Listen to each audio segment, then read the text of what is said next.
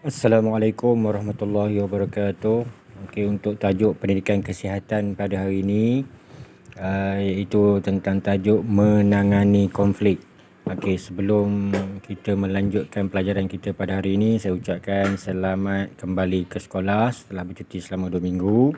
Okey, so hari ini tajuk pendidikan kesihatan iaitu menangani konflik. Okey, sebelum ini kita telah belajar tentang punca-punca konflik dan tanda-tanda konflik, dan hari ini kita akan belajar tentang cara nak menangani konflik. Okey. Kalau kita tengok rujuk buku teks muka surat 80 muka surat 80 dalam buku teks tu tajuk menangani konflik. Okey, langkah-langkah menangani konflik.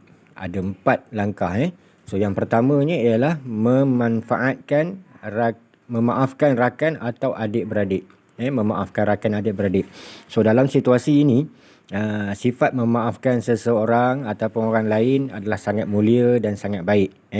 Bila kita melakukan, bila ada orang melakukan kesalahan kepada kita, kita maafkan dia. Tak ada ruginya kalau kita memaafkan orang ni. Itu satu tindakan yang mulia. Nabi pun menganjurkan kita memaafkan orang lain. Jika berlaku satu-satu masalah ataupun konflik, cepat-cepatlah kita memaafkan orang lain. Okey, itu yang pertama. Yang kedua, menjauhkan diri daripada situasi konflik. Okey, menjauhkan diri daripada situasi konflik. Okey, maksudnya bila kita berada dalam situasi pergaduhan ataupun pertengkaran dan sebagainya, kita lari.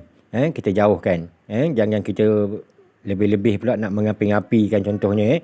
Sebab benda kalau macam bergaduh ke ataupun bertengkar dan sebagainya, bila kita berada di situ lama-lama, dia boleh menjadi sampai lebih teruk lah. Daripada mula bertengkar boleh jadi sampai bergaduh.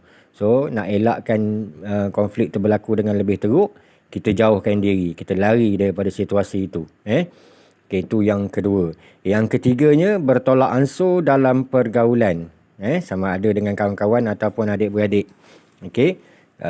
Contohnya kalau kita berebut sesuatu benda lah. Dalam musim sekarang ni mungkin berebut handphone, nak belajar kelas dan sebagainya. Okey, so kita kena beralah lah. Ataupun berebut barang mainan dengan adik, nak berebut benda-benda lah, makanan dan sebagainya. So sebagai orang yang lebih tua daripada adik-adik kita, kita beralah. Tak rugi pun kalau kita beralah ataupun bertolak ansur. Tak kira sama ada dengan kawan-kawan ataupun adik-beradik. So bila kita beralah tu, katakan berebut nak benda sesuatu, kita bagilah ke adik kita. Dah habis adik kita main, nanti dia dah puas main, kita main pula, tak ada masalah. Itu maksudnya bertolak ansur dalam pergaulan. So kita kena ada sifat bertolak ansur ni. Jangan semua benda kita je nak kan. Tak boleh macam tu. Okey, seterusnya yang keempat, menghormati perasaan orang lain. Okey, setiap manusia ataupun setiap orang ada mempunyai perasaan. Okey, ada perasaan gembira, ada perasaan sedih, kecewa. So kita kena jaga perasaan orang lain. Kalau kita tak suka orang marah kepada kita, kita pun kena menghormati orang lain. Kalau kita tak suka orang cakap kasar dengan kita, kita pun janganlah bercakap kasar dengan orang lain. Sebab itu kita kena jaga perasaan orang lain macam mana kita jaga perasaan hati kita sendiri.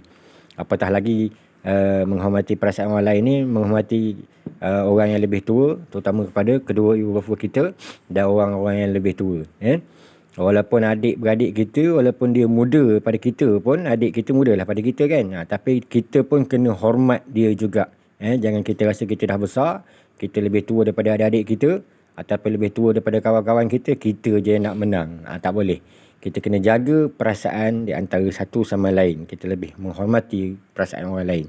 Ingat tadi macam saya cakap tadi, kalau kita tak nak orang marah kita, kita jangan marah orang.